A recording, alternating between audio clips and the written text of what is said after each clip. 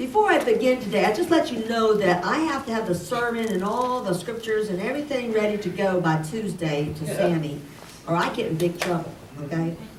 You don't know how many texts and calls I get. And then Sammy begins to start looking up scripture, say, okay, I know the topic, what about this scripture? I'm like, I got it, just wait, hold on.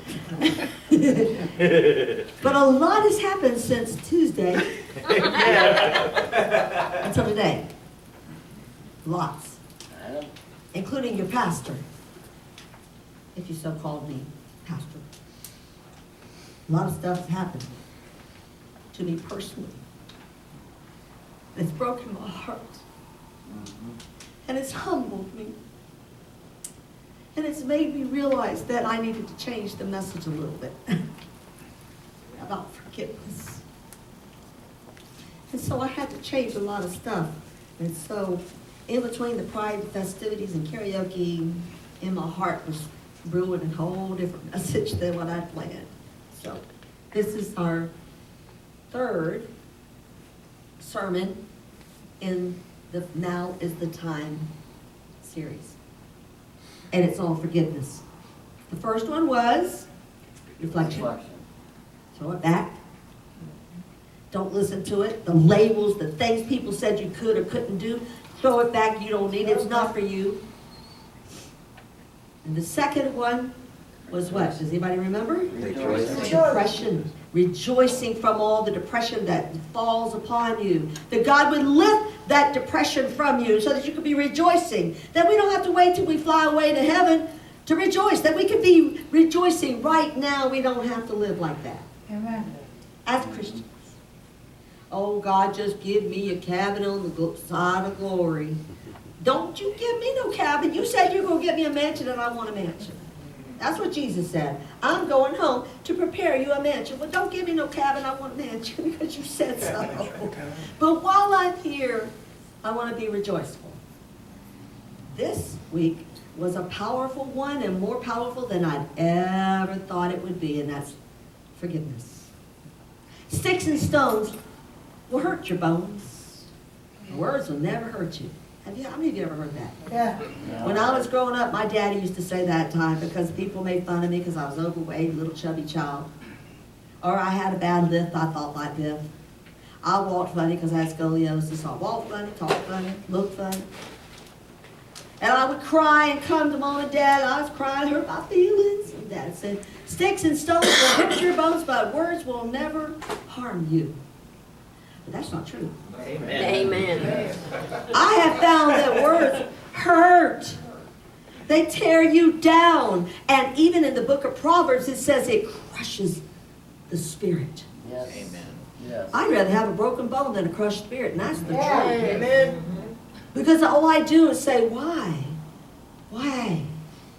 And I would go and I'd say, why do I have to live like this? Why do I have to? What? It's just not fair that they said this to me. How many times must I forgive someone that says something to me? How many times is what Peter asked? How many times do I have to forgive the person that robbed me? How many times do I have to forgive someone that said something stupid to me? How many times? And Jesus said 70 times 7. And then he even gave an example, did he not?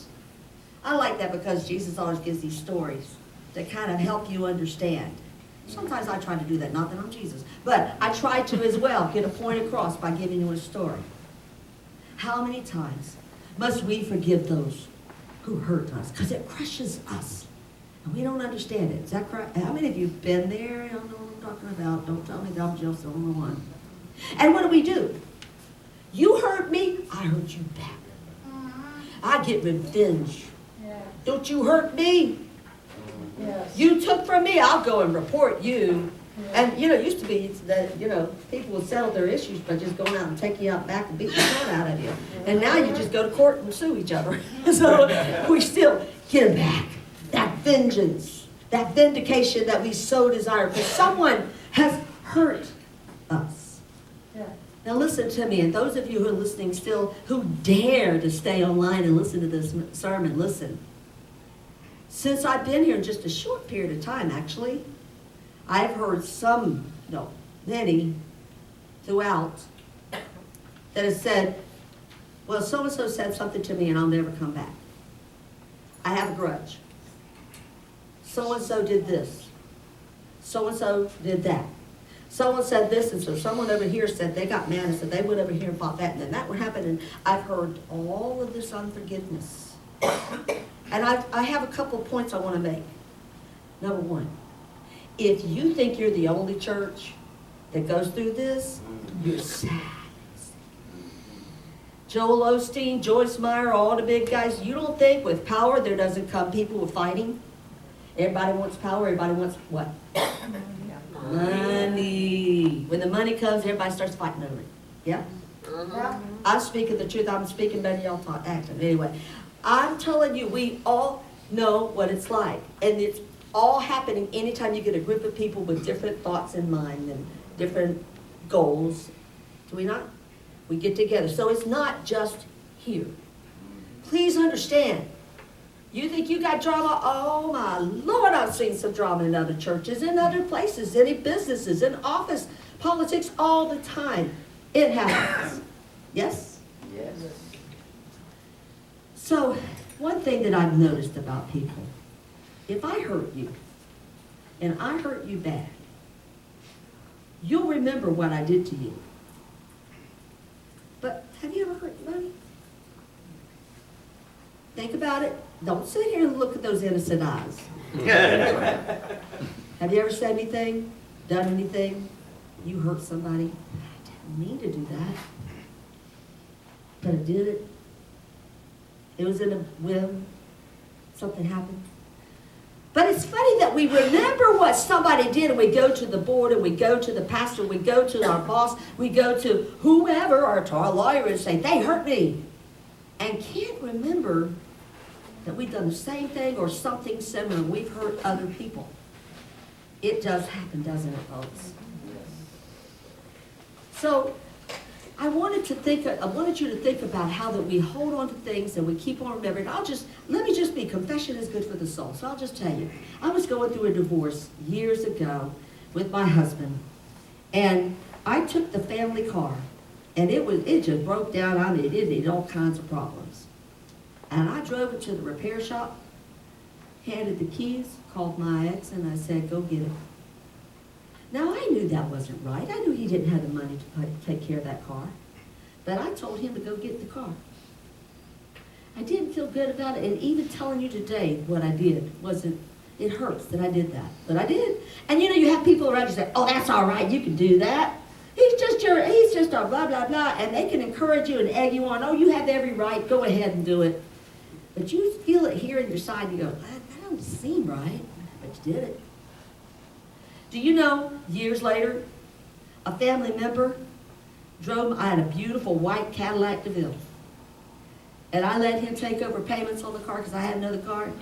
He drove that thing, came back a year and a half, held the keys up to me, and he had driven 126,000 miles on this car. And said the shocks don't work. He'd let his teenager kids drive the car. All the shocks were busted. People had been smoking in the car.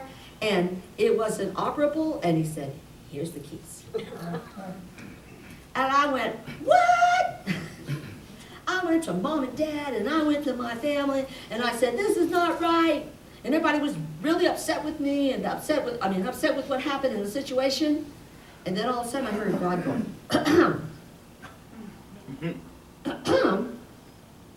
and I went, ooh.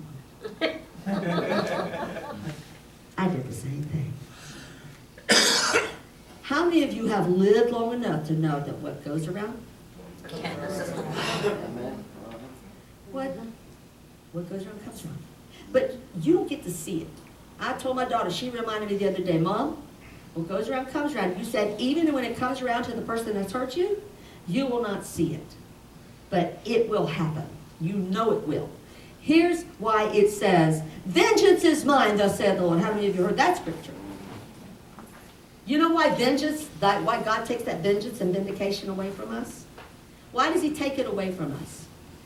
Well, first thing, have you ever seen your face when you do, I'll get it back? We don't do vindication very well. We're ugly when we do vindication. We're ugly when we take vengeance.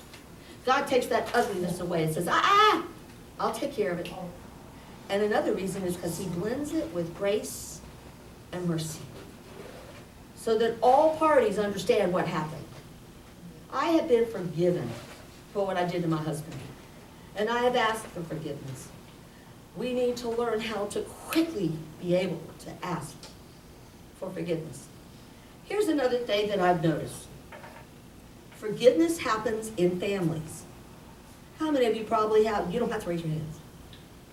How many of you have ever had a family member that you won't speak to anymore? You're upset with somebody, aren't you?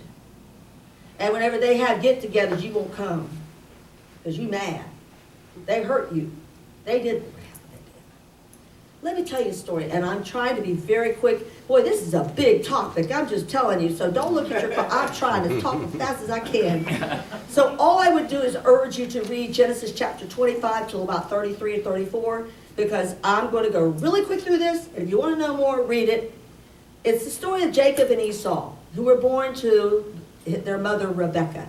Jacob and Esau were twin brothers. When they were within the womb of Rebekah, there was a lot of turmoil and fighting and rumbling around in her womb. She went to God, what's wrong? And God says, there are two nations warring within you and within your womb. One, the younger, will rule over the older.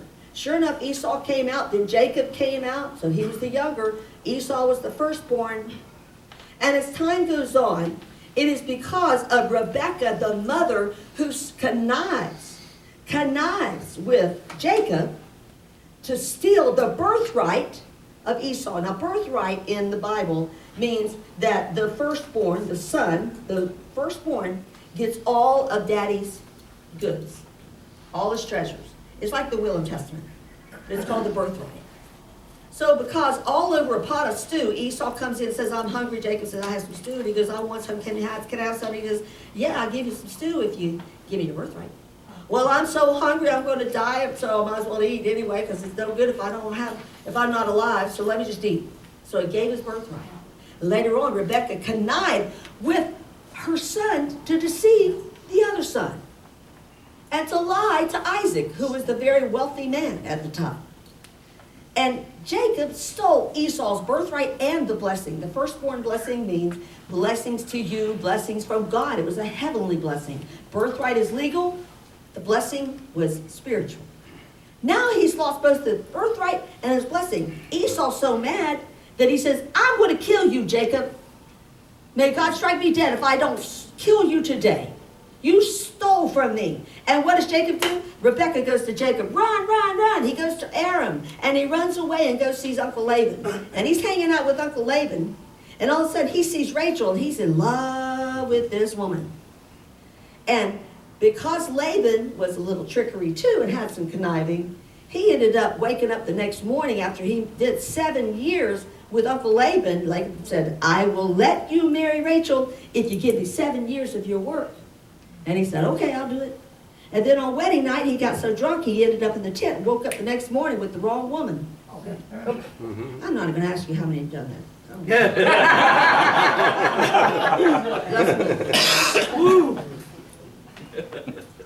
He goes to Laban, what have you done to me? You robbed me of the beautiful woman I'm in love with, and I'm in bed with some other woman. I don't want to go to this. Oh, now I got to marry her. Now I'm married to her. No, he didn't even remember what he had done to his own brother. Right? He robbed it. Read the story, you'll see what I mean. He robbed his own brother of his birthright and blessing and then ran like the dickens to get away from him. And he ends up indignant. How dare you do this to me? Well, duh. God going, you did the same thing. Later on, they start stealing from each other. Meanwhile, Rachel, he finally gets to marry Rachel after 14 years now that Jacob has given to his brother, his uncle. 14 years of labor. He finally gets to marry the woman of his dreams. Meanwhile, Leah was popping out babies like crazy, and Rachel couldn't have the first one. She was barren.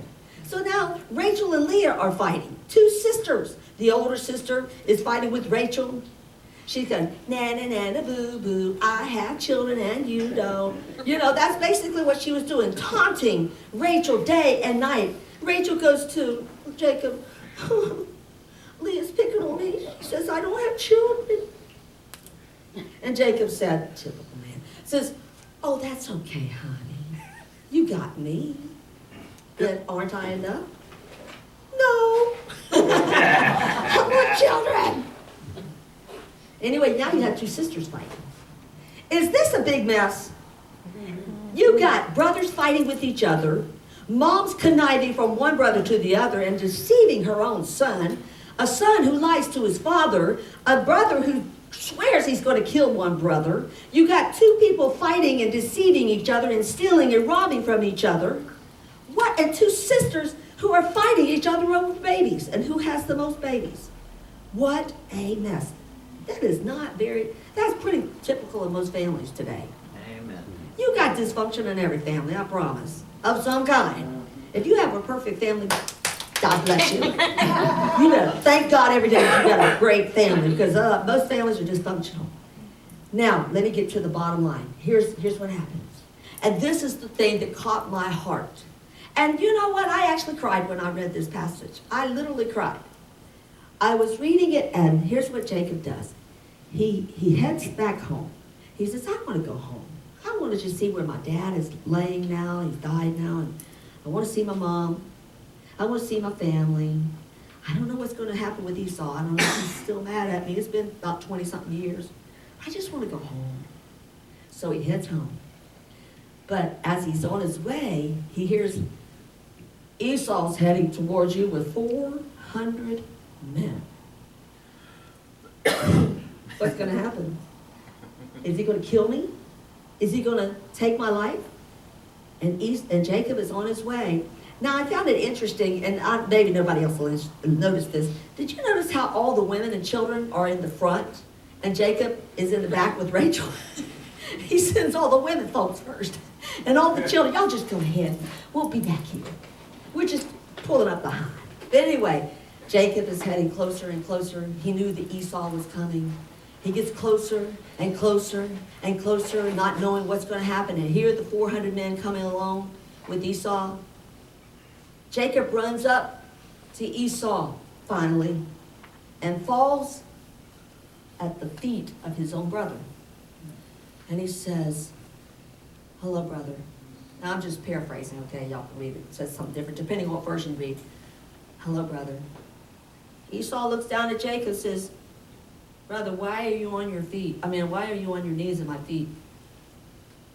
And what is all this stuff you've been sending? You send me all these gifts and women and children and all this stuff you're sending me. Why are you sending me all this stuff? He says, because I just want to find favor. Jacob, I don't want your stuff.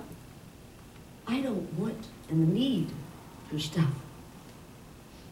And Jacob says to him, oh my goodness, I want you to keep it, because today I have seen the face of God in your forgiveness.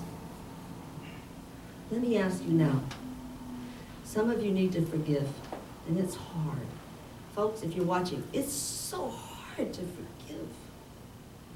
Can you imagine the face you make when you're in it, as opposed to the face of God? If you forgive and learn to forgive each other, you are showing, as Jacob said, I see the face of God. And they were reconciled. I don't want to be that face of vindication and vengeance. That's why God took it away from you. He doesn't want you to take it on yourself. Let God handle it. God will handle it. Ask for grace and mercy. Rather, you be the face of God. This is what God has called us to be. The face of God. And last point, we have children coming to us now. We have children in this church. Yes. What will they hear? Will they hear, I hate you? Will they hear, I got a grudge against you? I'm never coming back. What will they hear from us? We're the adults. We're the people that will lead this new generation into their lives as adults. What will they hear from us but acceptance? They'll be the shining light at the very end of the day. They will be the one, and we will be the ones that pioneer and foster those children to grow up and learn how to love and be the face of God in all forgiveness. Amen? Amen. Okay, now I got a song. I'm just gonna end with a song, and then I'll be done, I promise.